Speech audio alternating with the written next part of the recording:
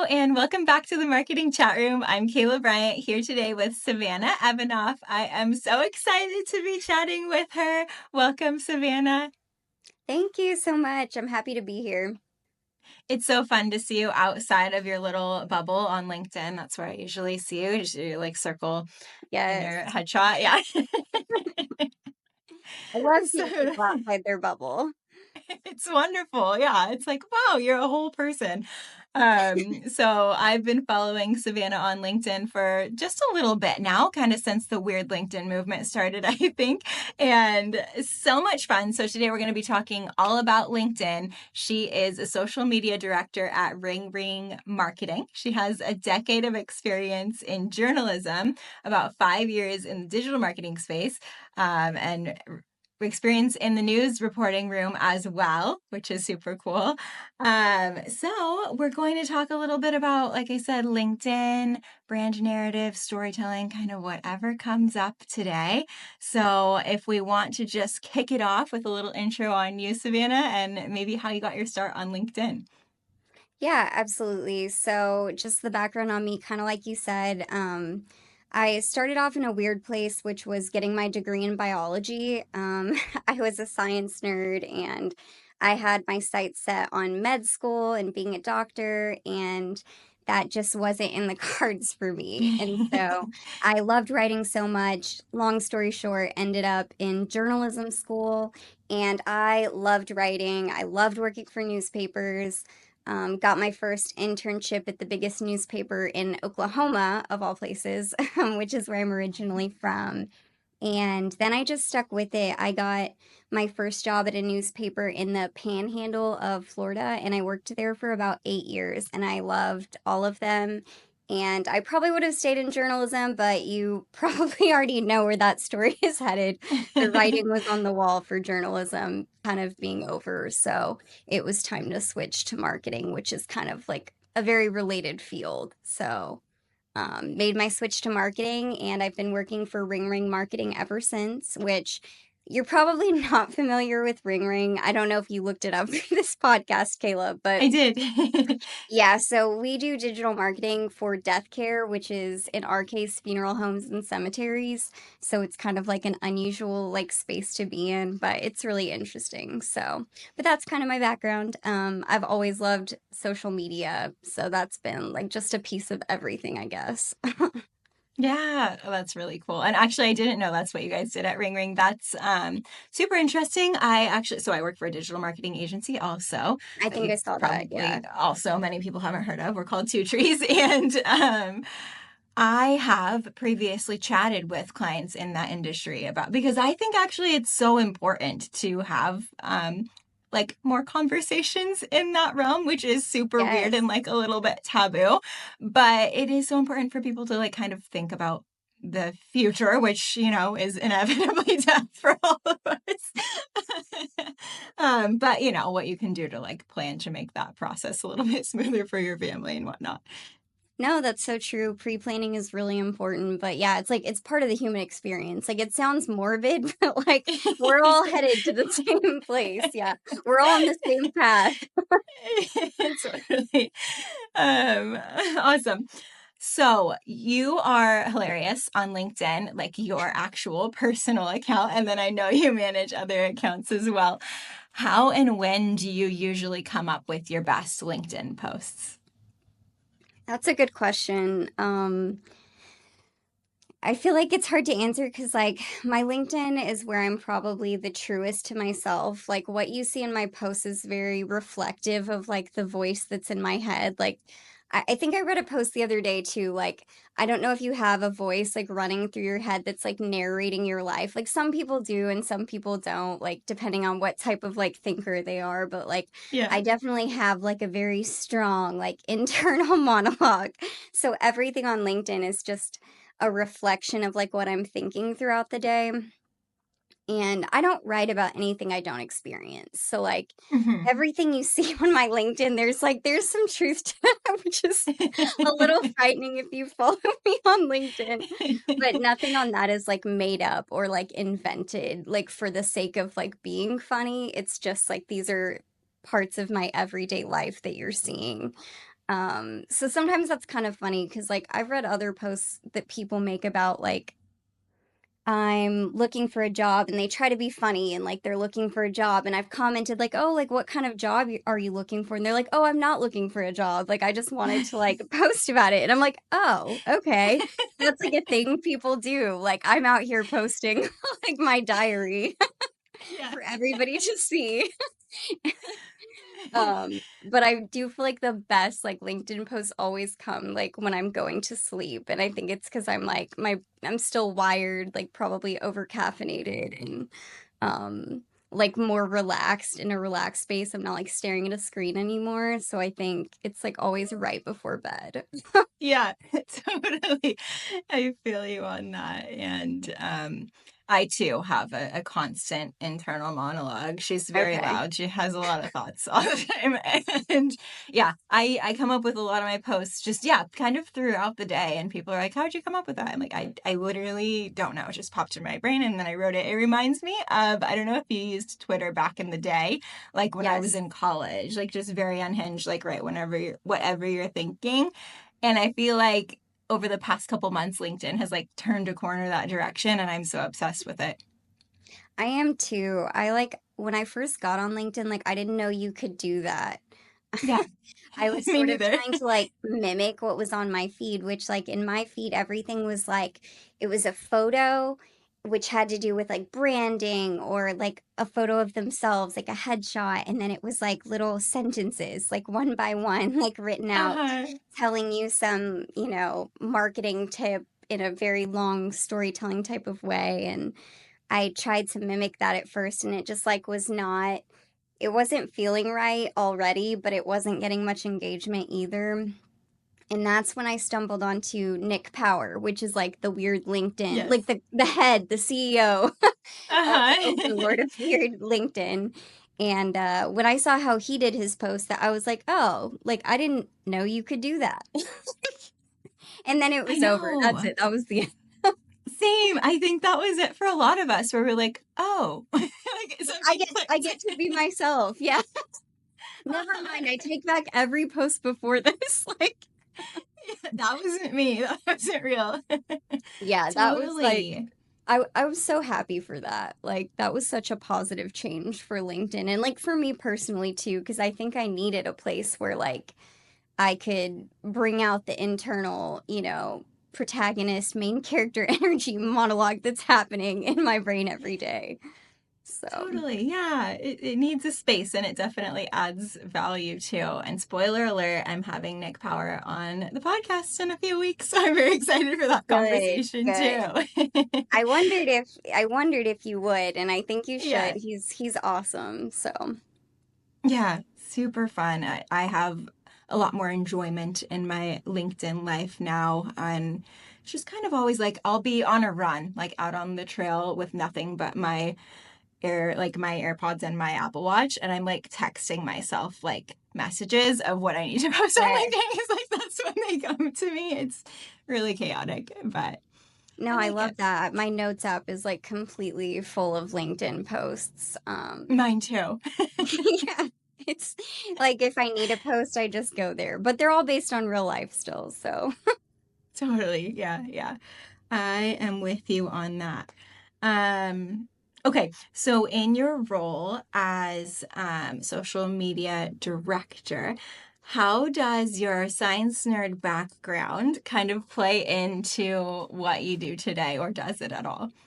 I'm like I have a really good answer for that. It doesn't. Okay, Not e- okay. not even a little. Like I've gone down like such a different path from that. I always say that like I know like the weirdest like facts about science. Like I can tell you like what mosquito like carries West Nile, but Uh-huh. but like I can't even tell you like half the elements on the periodic table. It's like what you remember and what you don't is so funny. But That is no, I funny. rarely have I been asked what type of mosquito carries West Nile. So just waiting for the day that happens. Maybe my next podcast. Gotcha. Okay. Yeah, I'll have to throw that one in there next time. Um, that's so funny. Okay, then let's pivot a little bit and just talking about social media. So, a couple things I want to touch on. Let's start with maybe just the difference between LinkedIn as a platform, which we know we just talked about has changed a lot lately, Yes. and some of the other platforms that you use, maybe personally or even in your role. Yeah, that's a really good topic just because I think most of us have like experimented with every platform. And when you're a social media manager, you're like forced to do that. And so what you use at work, what you use in your personal life, like it's constantly shifting, at least for me. Like I think a lot of companies are struggling now too. Like, what platforms do I even use? Like, there's so many more options than there used to Yeah. be. Like, it used to just be like Facebook, Instagram, Twitter. Like, you knew what your options were and you could like focus in on one. But like now you've just got, like, you've got so much. Like, Blue Sky, Lemonade, like, eh, it as a business owner, I can imagine it's really difficult to decide like where to like spend your energy, I guess, with social media. But personally, like LinkedIn has shifted into my number one platform on a personal level. And I would say work is sort of similar. I think we actually get our best engagement on LinkedIn as well, but we do use Instagram and Facebook as well. In my personal life, I have an Instagram and TikTok. TikTok, I actually love. It is definitely second to LinkedIn right now, Yeah. but I I also get a lot of ideas from TikTok too, I feel like, which actually Mhm. transitions kind of into my Gen Z thing I was telling you about. Yeah. But needless to say, yes, I guess I'm not even sure what the question was. I've gone all over the place, but You know what? um, Me neither. It's totally fine. I'm This like, is yeah, this is how I run my shows. We just go with the flow.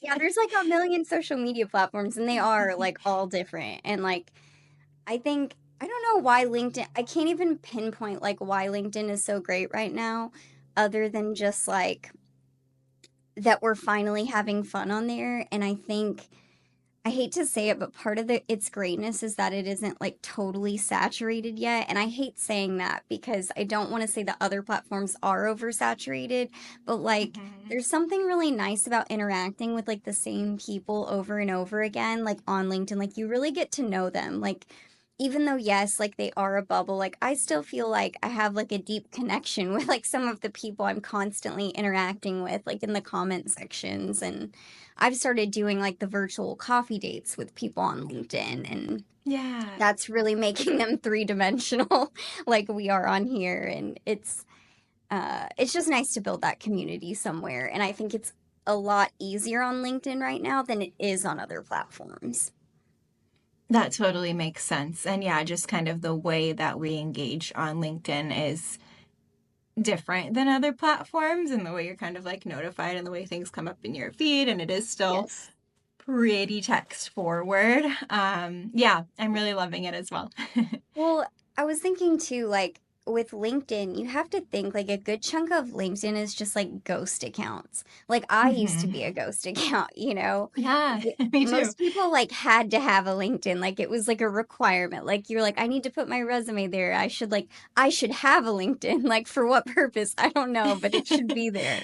So we all like started a LinkedIn, but then like we don't ever use it. And I think that's true for a lot of people still today. So like when you talk to your friends and stuff and you're like, "Oh, I love LinkedIn." They're like, "What?" Yeah, I Like, know. I haven't looked at my LinkedIn in 5 years. Like I haven't looked at my LinkedIn since the last time I was looking for a job. That's the case for a lot of people. Yeah. Most, not most, a lot of people in the marketing space, though, are kind of with us, I think, or like coming this direction. But yeah, it's so interesting how people will just kind of like delete or leave their profiles alone forever if they're not really, I mean, because for a lot of people, it doesn't make an impact or a difference in their day to Yes. day. And then for me, like I made one, well, I was looking for a job. And then after I like pivoted careers, and then I was in sales. So I was doing a lot of like connecting and cold outreach. Mm. And I'm still in sales, honestly. I don't know why I said it was, but like, like lying to you. I'm still in sales, but This I is think the actually a difference cold is pitch. I just didn't know it. And also, do you want to buy a timeshare? Um, no, it was, I think my point was more so I used to just like DM people cold and like, yes, it said my job on my profile and like what I was selling.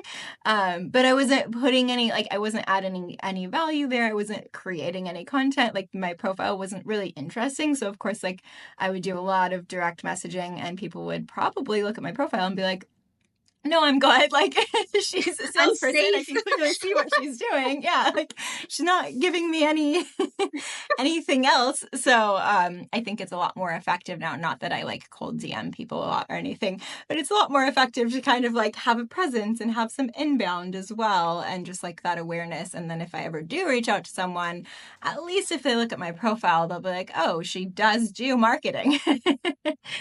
That's so funny. Yeah, I actually, so the reason I jumped back on LinkedIn was because my boyfriend is in sales and he uh, was getting back on LinkedIn because he wanted to, do some networking and like you were doing, like do some DMing and pitching on LinkedIn. And I felt like strangely competitive because he was trying to build his LinkedIn and I was like, I'm going to build mine faster. And so, which I have, by the way, but nice. throwing him completely under the bus, but it's kind of funny because like I had to use it for work, but I like had no reason to use it personally other than just like feeling a little bit competitive, I guess. Yeah. Oh, that's fun. I like that. But I have told him like don't cold pitch people in their DMs. I've been in the on the other side of this. Like here's what you need to do if you like really want to like have a conversation with somebody. Like if you want to make a sale, don't do this. Yeah, it's more of a long game for sure. Yes, exactly. Yeah. Okay, let's get into Gen Z. We're both millennials, we've determined. Okay. So, talk to me about Gen Z.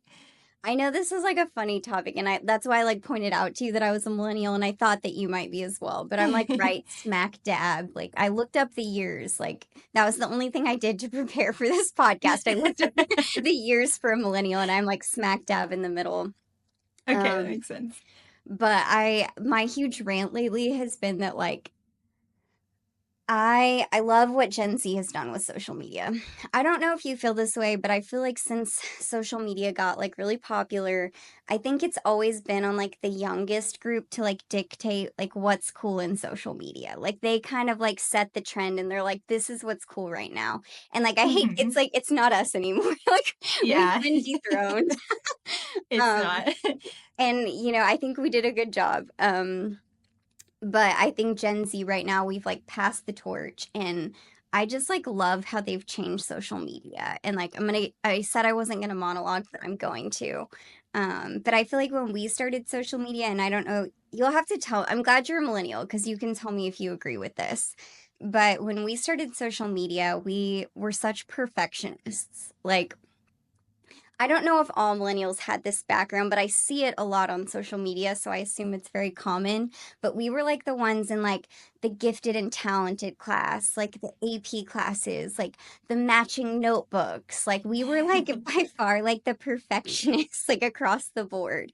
So it's like when we got onto social media, we were like it's going to look perfect. Like every picture is going to be perfect. My hair is going to be perfect. Like Yes. I think we like invented filters because we were like we should look better than we do. And it was Oh like a my gosh, competition yes. of like who can make like the highest quality content, which isn't a bad thing. Like there's obviously some benefits to that. Like some really beautiful content came out of our era. But when we passed the torch to Gen Z, I feel like they really were way more authentic than we ever were, and I hate saying that, but Mhm. they came into social media with like their body positivity and like their fun and their personality. Like they were like, here's Snapchat, here's an up close image of my face looking terrible, like here's an Yeah. elongated forehead, like here's memes in my Instagram posts, like they just like came in and like wrecked it in the best way, in my opinion. Like I think I personally, as like a serial perfectionist, like I needed it.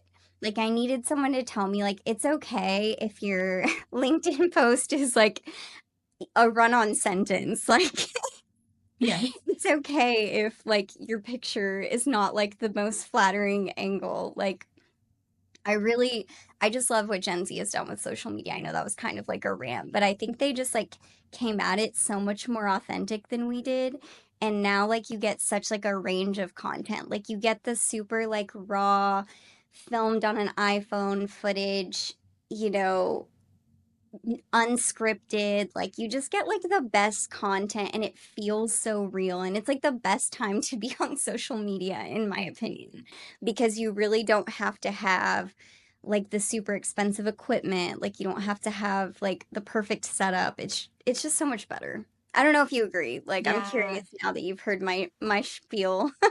Yeah, no, I think you're right. I think that they really opened the door for the rest of us to be like, oh, okay, there's a little bit of freedom here. It doesn't Yeah. have to be like in this perfect little box, like you said, that we kind of built for ourselves, and Adobe Lightroom presets could never. Like it was that that Yes. era was like so much work. I remember being like, I'm so behind on my like Instagram grid, which was like just me like on the beach or whatever. But the But aesthetic all has to match. Yeah. yeah, it was a lot of effort. Yeah, and like you shouldn't have to run a post through like three separate apps to like reach Uh-huh. a final draft. Like this is a problem. Like us millennials, like we have a problem. It was crazy. We did. I think it was an addiction. I had like created my own presets and bought other people's presets. It was like so crazy, you know how you think about it. But at the time, I really enjoyed it.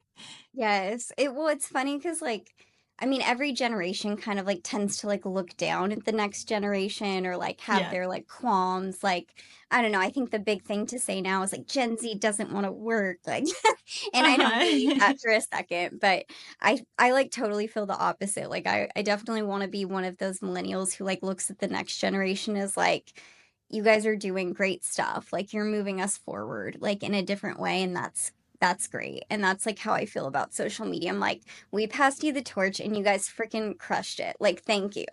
Like, thanks for Yeah. doing this for all of us. Like on my perfectionist behalf, like thank you so much. Uh-huh.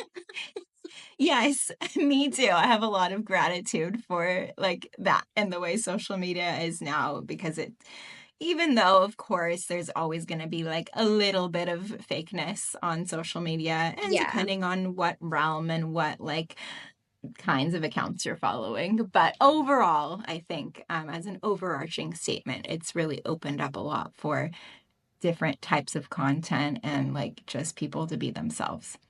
Yeah, I think so. I posted a picture on my Instagram last week. It was like part of like a, like 20 photos, but there was like a photo of me at Rural King, which I don't know if you're familiar. It's like a No. Midwest store for like a farming store, but it was like me next Okay. to this like big like rooster inflatable in like my overalls, like full farmer mode. I'm not a farmer, obviously.